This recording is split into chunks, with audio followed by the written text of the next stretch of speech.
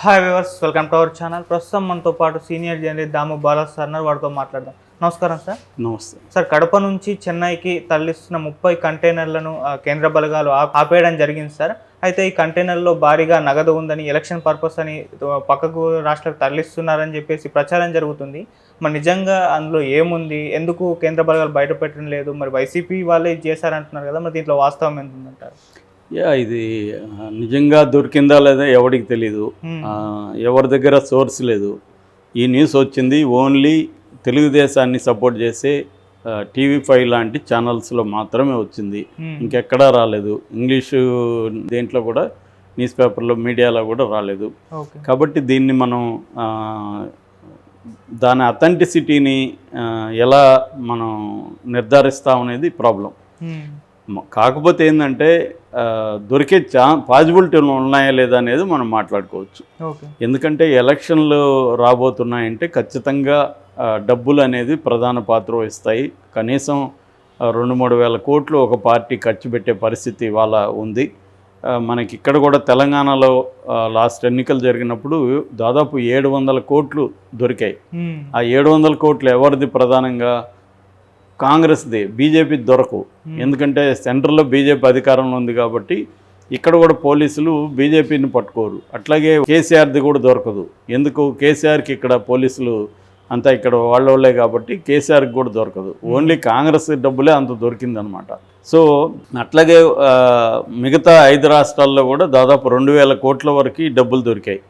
అంటే దొరికిందే ఇంత అయితే, దొరికింది ఎప్పుడైనా కూడా 1-2% కూడా ఉండదు, దొరకకుండా చేసేదే ఉంటుంది అనమాట. సో ఇదేమి కొత్త కాదు. దీని మీద లాస్ట్ 2019 లోక్సభ ఎన్నికల్లో ఎంత ఖర్చు పెట్టారనే దాని మీద ఒక సంస్థ జరిపిన సర్వేలో దాదాపు 60,000 కోట్ల డబ్బులు ఖర్చు పెట్టారనేది ఆ సంస్థ బయటికి చెప్పింది. అంతకంటే ఖచ్చితంగా ఎక్కువే ఉంటుంది. దాదాపు 70 నుంచి 1,00,000 కోట్లు ఎలక్షన్లలో వీళ్ళు అసెంబ్లీ అండ్ లోక్సభ ఎన్నికల్లో మనం 5 ఏళ్ళకు ఒకసారి ఖర్చు అవుతుంది. దీనివల్ల ఒక పాజిటివ్ ఎలిమెంట్ కూడా ఉంది. ఎందుకంటే బ్లాక్ మనీ అంతా ఫ్లోలో బయటకు వస్తుంది, జనాలకి కొంత పని దొరుకుతుంది, ఫుడ్డు, మందు ఇవన్నీ కూడా ఎకనామీకి పనికొచ్చేదే. అంటే అవినీతికి కూడా పాజిటివ్ నెగిటివ్ 2 ఎఫెక్ట్లు ఉంటాయి. చాలాసార్లు నేను చెప్తుంటా, డబ్బులు అవినీతి అంటే అవినీతి రకరకాల రూపంలో ఉంటుంది. అవినీతి వచ్చి నీకు పరిచయాల అవినీతి అంటాం. అంటే నీకు సర్కిల్ ఉంటే నువ్వు పైకి ఎదగచ్చు, సర్కిల్ లేనోడికి డబ్బుల వల్ల ఎదగచ్చు, అవినీతి ఉంది కాబట్టి. అవినీతి లేకపోతే పరిచయాలు మాత్రమే ప్రధానంగా పనిచేస్తుంటాయి. అందువల్ల అవినీతి అనేది చాలాసార్లు దళితులకి, కింది స్థాయి వాళ్ళకి పనికొస్తుంది. ఎందుకంటే డబ్బు అవినీతికి డెమోక్రటిక్ స్వభావం ఉంది. ఎవరు డబ్బు ఇచ్చినా పనులు అవుతాయి. ఈ డబ్బు మాల సామాజిక వర్గం అతను ఇచ్చాడా, మాదిగ సామాజిక వర్గం అతను ఇచ్చాడా, ఇంకొకటి ఇచ్చాడా అనేది తీసుకునేవాడికి సంబంధం లే. డబ్బులు ఇచ్చాడా లేదా, పని చేయాలా, ఇదే ఉంటుంది అనమాట. సో అదే పరిచయాల అవినీతి అనుకో అట్లా ఉండదు. పరిచయాలకి ఏంటంటే అప్పర్ కాస్ట్ వాళ్ళకి పెద్ద స్థాయిలో పరిచయాలు ఉంటాయి. వాళ్ళే అందుకనే లాయర్ల కొడుకులే లాయర్లు, డాక్టర్ల కొడుకులే డాక్టర్లు, ఇవన్నీ ఎందుకంటే వాళ్ళకి పరిచయాలు ఉంటాయి, సర్కిల్ ఉంటుంది. మా వాడు వస్తున్నాడు కొద్దిగా చూసుకోండి సార్ అని ఒక చెప్తే పనులు అవుతాయి. సో కాబట్టి ఈ రకంగా తీసుకున్నప్పుడు డబ్బులు అవినీతి అనేది దానికి ఉండే పాజిటివ్ ఎలిమెంట్స్ కూడా ఉంటాయి. నేను కాంగోలో అదే చూశాను. కాంగోలో ఏంటంటే ఓపెన్గానే ఆఫీసుల్లో కూడా మనం డబ్బులు ఇస్తే తీసుకుంటారు, అందరు ఎదురుగా కూడా. అక్కడ అవినీతి వల్లే చాలామంది బతుకుతున్నారు, లేకపోతే చనిపోయేవాళ్ళు, నిజంగా కూడా లిటరల్గా చనిపోయేవాళ్ళు వాళ్ళు. ఎందుకంటే అంత పేదరికం ఉంది అక్కడ. సో దీనికి మైనస్ ప్లస్ 2 ఉంటాయి. సో ఏదేమైనా ఈ 30 కంటైనర్లలో డబ్బులు దొరికాయి అనేది ఎవరూ నిర్ధారణగా చెప్పట్ల.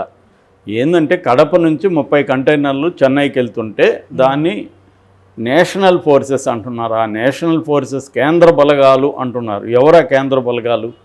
అది ఏ బలగాలు? కేంద్రాల్లో చాలా రకాల బలగాలు ఉన్నాయి. ఏ బలగాలు పట్టుకున్నారు? తర్వాత పట్టుకున్నాక దాంట్లో ఏముంది? ఏమన్నా డబ్బులు ఉంటే అది ఎవరిది?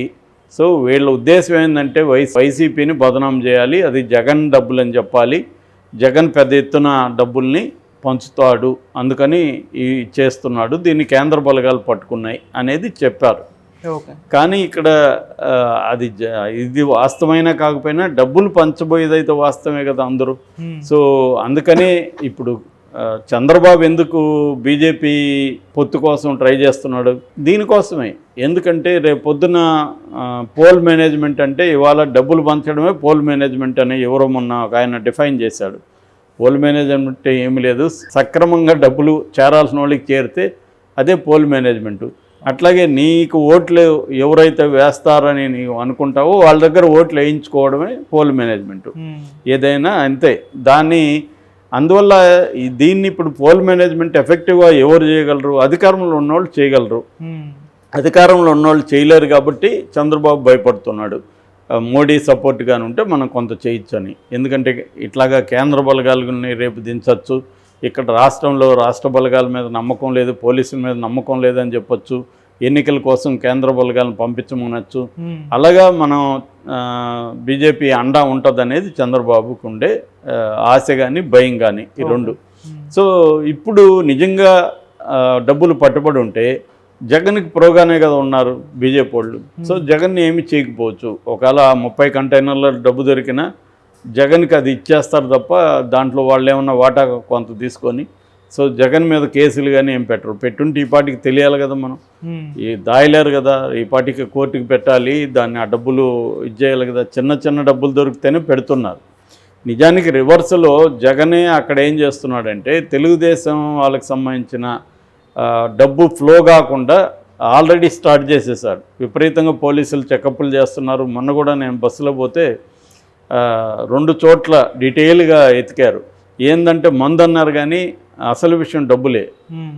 మందుకు అంత రిస్క్ తీసుకొని ప్రైవేట్ బస్సుల్ని అలా వెతకరు.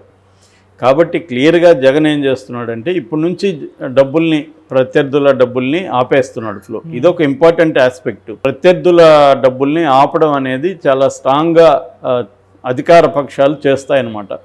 ఎందుకంటే డబ్బులు వెరీ ఇంపార్టెంట్. ఓన్లీ ఓటర్లకు ఇవ్వడమే కాకుండా లోకల్ స్థాయిలో పనిచేసే నాయకులకి, బూత్ ఏజెంట్ల దగ్గర నుంచి అందరికి కూడా డబ్బులు ఇస్తేనే పనిచేస్తారు. ఎవరు కూడా తెలుగుదేశం మీద ప్రేమతో తెలుగుదేశానికో, వైసీపీ మీద ప్రేమతో వైసీపీకో చేయరు. ప్రేమ ఉన్నా కూడా డబ్బులు కావాలి. ప్రేమ ఉన్నప్పుడు డబ్బే ఇంపార్టెంట్ ఇక్కడ. కాబట్టి ఎంత కరుడుగట్టిన పార్టీవాదులైనా డబ్బు లేకుండా ఎవరు పనిచేయరు. అందుకని డబ్బులు ఇవ్వాలి. అట్లాగే ఓటర్లు కూడా ఎలా తయారయ్యారు, నేనెందుకు నీకు వేయాలి, వాళ్ళు ఇస్తున్నారు కదా నువ్వెందుకు ఇవ్వు అనే పరిస్థితి వచ్చేసింది. అందుకనే ఇవాళ ఏంటంటే డబ్బు అనేది ప్రధాన పాత్ర వహిస్తుంది. కాబట్టి ఖచ్చితంగా ఈ ఫ్లోని ఆపడం ఎలాగనేది చూస్తారు. ఆల్రెడీ జగన్ లండన్ వెళ్ళినప్పుడు 10 రోజులు అతను లండన్లో ఉన్నప్పుడు 10 రోజులు ఎందుకు ఉన్నాడు, ఇతను వెళ్ళి తన డబ్బులు ఎక్కడెక్కడ కొన్ని దేశాల బ్యాంకుల్లో ఉన్నాయి దానంతా తేవడానికే వెళ్ళాడు అనేది తెలుగుదేశం వాళ్ళు ప్రచారం చేశారు. ఆ మధ్య లోకేష్ ఒక 10 రోజులు సైలెంట్గా ఉండేసరికి లోకేష్ డబ్బుల కోసం వెళ్ళాడు, అక్కడ డబ్బులు తరలిస్తూ ఉంటే అమెరికాలో అరెస్ట్ అయ్యాడని వీళ్ళు ప్రచారం చేశారు. ఏదేమైనా ఖచ్చితంగా వాళ్ళు డబ్బుల్ని ఎట్లా ఆర్గనైజ్ చేస్తారు, ఎట్లా ఎండ్ వరకు దాన్ని తీసుకెళ్తారు అనేది ఒక పెద్ద ఛాలెంజ్ ఇవాళ. అంటే పట్టుబడకుండా పోలీసులకి. సో ఇది వెరీ బిగ్ టాస్క్.